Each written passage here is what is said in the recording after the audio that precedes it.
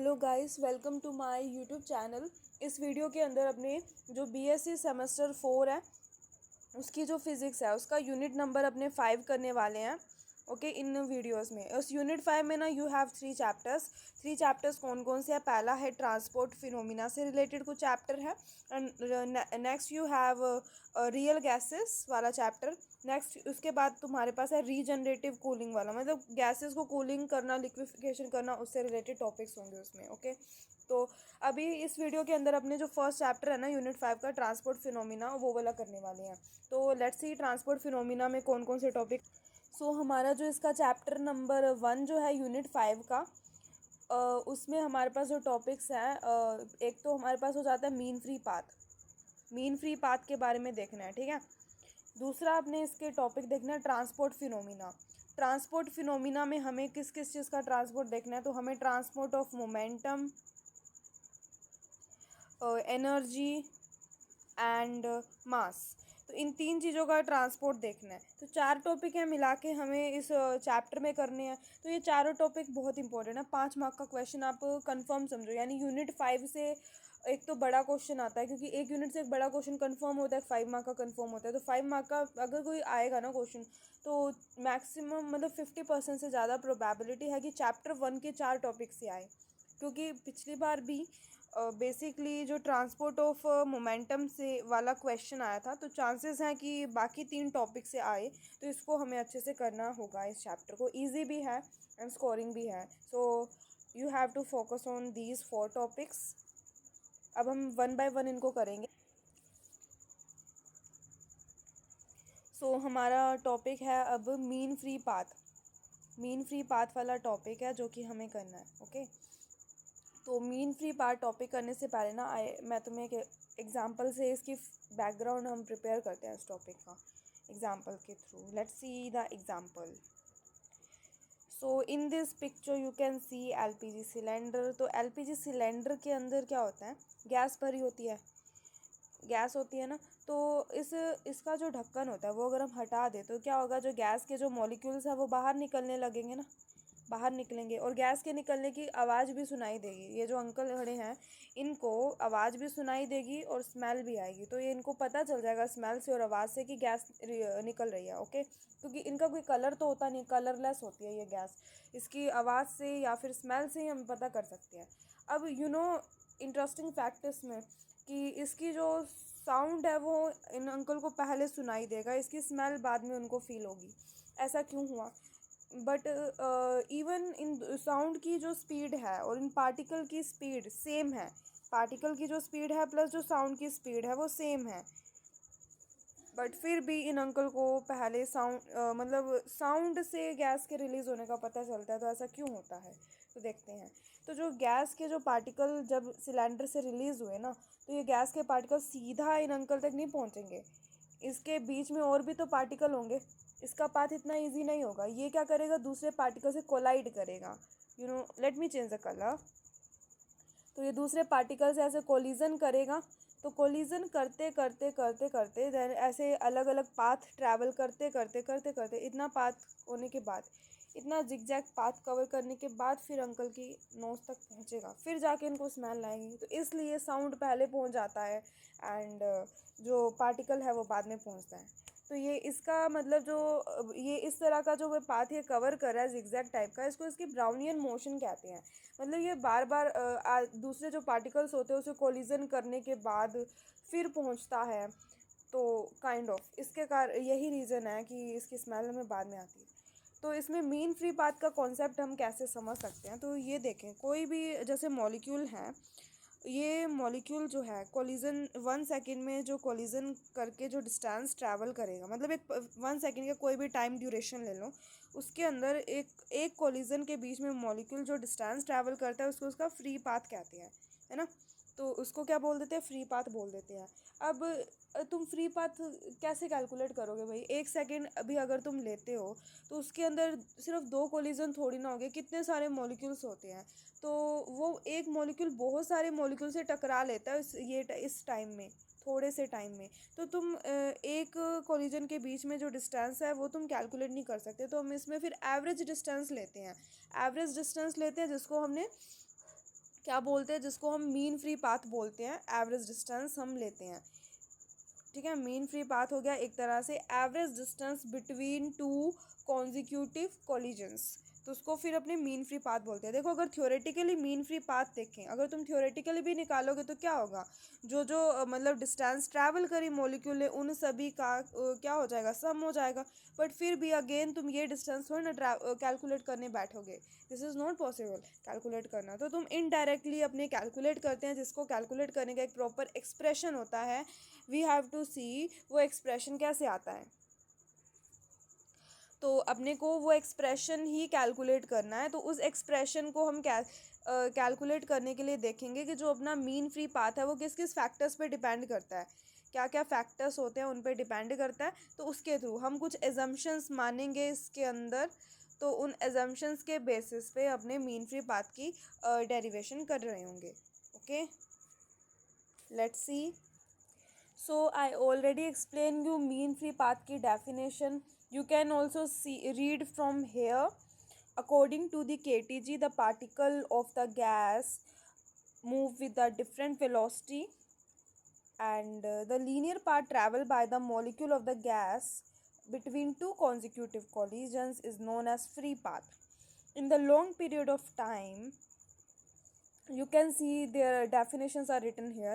We can also जो हमने एक पिक्चर में विजुलाइज कर लिया था, how mean free path can be calculated. Let's see, we have two particles. We have a particle like that.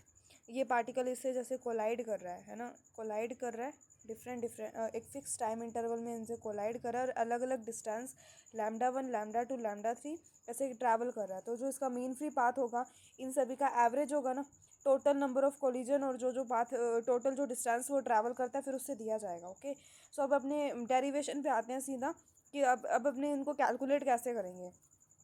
तो to derive the expression, you can see, to derive the expression for the mean free path, let us consider one molecule of the gas are at rest, and this molecule travel with the average speed v बार।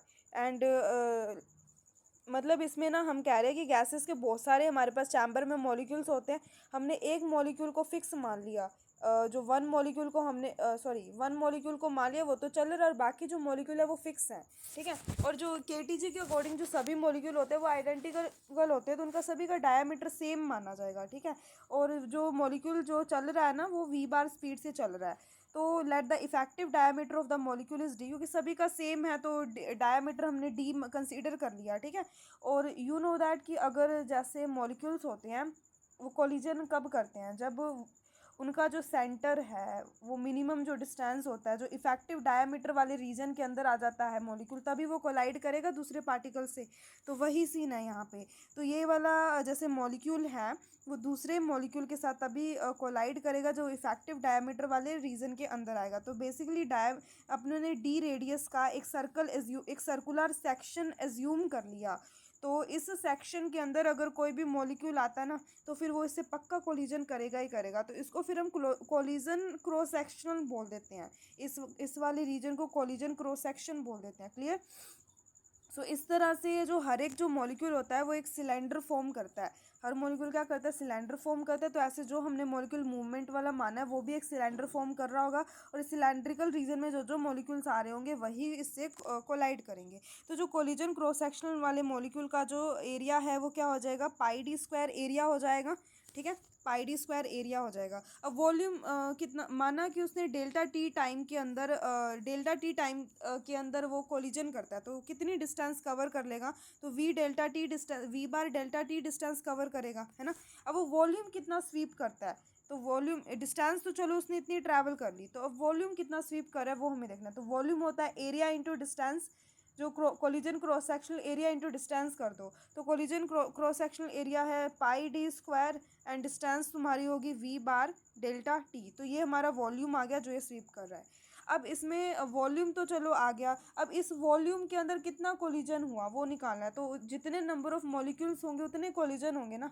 तो माना कि small n equal to capital n upon v, which is number of molecule present in a 1 unit volume, तो उसके इक्वल है। तो फिर इस तरह से number of collision how we can calculate, let's C.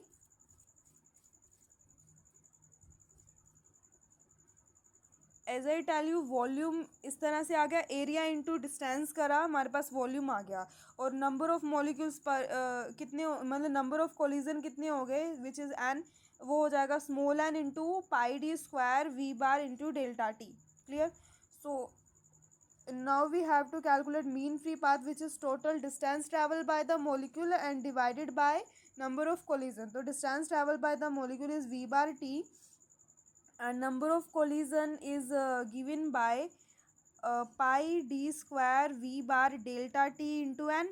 So v bar t से v bar delta t cancel, then we have expression for lambda equal to 1 upon में pi d square n.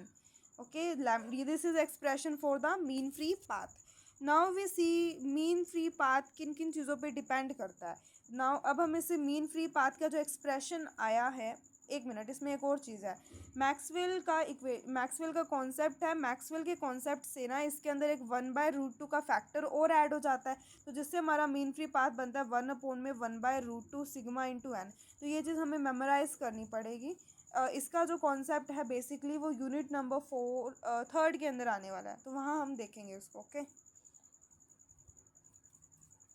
अभी अपने देखते हैं कि mean free path किन किन चीज़ों पे डिपेंड करता है। Let's see mean free path जो है उसकी डेंसिटी के ऊपर कैसे डिपेंड करता है।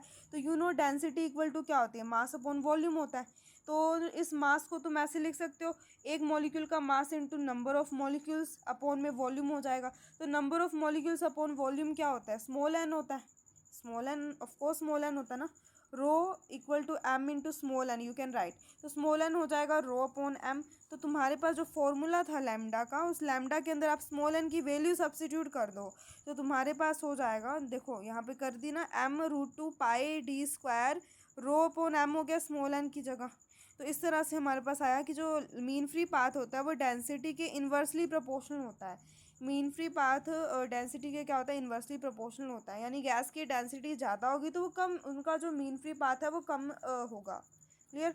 अब हम अपने इसके बाद टॉपिक देखते हैं कि जो मीन फ्री पाथ है वो टेम्परेचर और प्रेशर के ऊपर कैसे डिपेंड करता है। तो तुम्हें एक इक्वेशन पता होनी चाहिए, p v equal to n k t होता है। ये आइडल गैस इक्वेशन की एक सेकेंड फॉर्म है। एन नंबर ऑफ मॉलिक्यूल्स होते हैं, और ये हमारे ये कैपिटल एन ले लो, नंबर ऑफ मॉलिक्यूल्स हो जाते हैं। ये Boltzmann constant, T absolute temperature. तो यहाँ पे यू कैन राइट, यहाँ पे क्या करो ना, पी बाई के टी कर लो एंड एन अपॉन वी ले लो।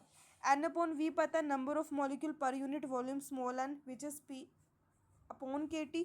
तो तुमने लैम्डा का फॉर्मूला क्या निकाला, 1 में √2 पाई डी स्क्वायर, ये हो गया। एंड इंटू में क्या हो जाता है हमारे पास, इंटू में स्मॉल एन हो जाता है, जिसकी वैल्यू हमने सब्स्टिट्यूट कर दी पी अपॉन के टी। तो यू कैन सी जो लैम्डा है वो टेम्परेचर के डायरेक्टली प्रोपोर्शनल, प्रेशर के इन्वर्सली प्रोपोर्शनल। तो इस तरह से मीन फ्री पाथ का हमने रिलेशन कैलकुलेट कर लिया इस तरीके से। अब इसके बाद अपने देखते हैं, तो हमारा मीन फ्री पाथ वाला जो टॉपिक है वो कंप्लीट होता है। ओके, अब अपने पास 3 टॉपिक रह गए, तो ट्रांसपोर्ट फिनोमिना वाले वो अपने करते हैं। तो देखो ट्रांसपोर्ट फिनोमिना क्या होता है, पहले ये चीज़ पता होनी ज़रूरी है। तो ट्रांसपोर्ट फिनोमिना में क्या होता है, देखो ट्रांसपोर्ट फिनोमिना बेसिकली क्या करता है, कोई भी जो सिस्टम है, किसी भी सिस्टम की नॉन इक्विलिब्रियम स्टेडी स्टेट को रिप्रेजेंट करता है। मतलब नॉन इक्विलिब्रियम स्टेडी स्टेट के लिए ट्रांसपोर्ट फिनोमिना होते हैं। अब नॉन इक्विलिब्रियम स्टेडी स्टेट के अंदर क्या होता है कि हम कोई मतलब सिस्टम की किसी भी एक प्रॉपर्टी के अंदर चेंज करते हैं या फिर ग्रेडियंट कैलकुलेट करते हैं। ग्रेडियंट समझते हो ना, डिस्टेंस के साथ फिजिकल क्वांटिटी में कितना चेंज हुआ। और अगर ये करें तो फिर उससे जो एसोसिएटेड कोई फिजिकल क्वांटिटी होती है जिसमें हमें चेंज देखने को मिलता है, या उसका कुछ फ्लो होता है, फ्लो होने लगता है, या उसमें कुछ चेंज होने लगता है, तो इस तरह के फिनोमिना को ट्रांसपोर्ट फिनोमिना कहते हैं। Let me give you example.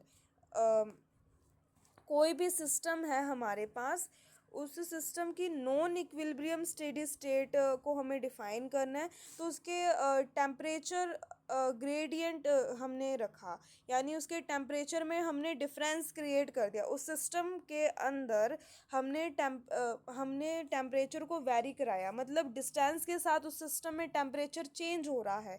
तो तुम देखोगे उसके अंदर हीट का फ्लो होना शुरू हो जाएगा। हीट का फ्लो होना शुरू हो जाएगा तो इसको ट्रांसपोर्ट फिनोमिना का ये एक एग्जाम्पल हो जाता है। क्लियर। तो अब हम इसके अंदर transport of momentum, transport of energy and transport of mass को देखने वाले हैं। तो पहले अपने ट्रांसपोर्ट ऑफ मोमेंटम को देखते हैं। तो इसमें हमें ये पता होना चाहिए कि जो गैसेस के जो पार्टिकल्स होते हैं, मतलब जो गैसेस होती हैं वो लेयर्स की फॉर्म में फ्लो करती हैं। जो कोई भी फ्लूइड है वो कैसा फ्लो करता है, वो लेयर्स की फॉर्म में फ्लो करता है। लाइक फ्लूइड के अंदर गैस और लिक्विड दोनों आते हैं, तो अपने पहले लिक्विड से समझते हैं। लिक्विड फ्लो करता है ना, you can C liquid layer की फॉर्म में फ्लो करता है। लेकिन जो लिक्विड की सभी लेयर क्या सेम वेलोसिटी से मूव करती है? नहीं करती। लिक्विड की ऊपर वाली लेयर तो तेज तेज मूव करती है और उसके नीचे वाली लेयर्स होती है उनकी स्पीड फिर कम होने लगती है। क्यों होती है? ये विस्कोसिटी का कॉन्सेप्ट आता है। तुमने 11th क्लास में विस्कोसिटी का कॉन्सेप्ट पढ़ा होगा, जिसमें हनी जो होता है, हनी की डेंसिटी ज़्यादा होती है, वाटर की कम होती है, क्योंकि हनी में जो लेयर्स होती हैं ना, वो उनके अंदर विस्कस फोर्स बहुत ज़्यादा लगता है। यानी जो नीचे वाली लेयर्स हैं वो ऊपर वाली लेयर की मूवमेंट का ज़्यादा अपोज करती हैं, लेकिन वाटर में थोड़ा कम अपोज होता है तो उसकी विस्कोसिटी कम हो जाती है। तो इस तरह का कुछ कॉन्सेप्ट है हमारा विस्कोसिटी का। तो उसमें जो विस्कोसिटी का जो कोफिशिएंट आता था नीटा, वो हमें कैलकुलेट करना है। तो जो कोफिशिएंट ऑफ विस्कोसिटी नीटा होता है वो हमें इसमें कैलकुलेट करना रहेगा। तो लेट्स सी उसको कैसे कैलकुलेट करते हैं। तो इसमें देखो यहाँ पे लिखा हुआ है viscosity is the property of a fluid by which it tends to resist relative motion between them. यानी फ्लूइड की लेयर्स के बीच में जो रिलेटिव जो मोशन होता है उसका अपोज करने का प्रॉपर्टी होता है। ये गैसेस में भी हो सकता है, it also can be in liquid too. Okay. So इसमें अपने ना एजम्पशन ले रहे हैं इसका एक एक्सप्रेशन कैलकुलेट करने के लिए। तो हम क्या माने, माना हमारे पास फ्लूइड की दो लेयर्स है। We have two layers of fluid, जिसमें पहली ये वाली लेयर की वेलोसिटी है v,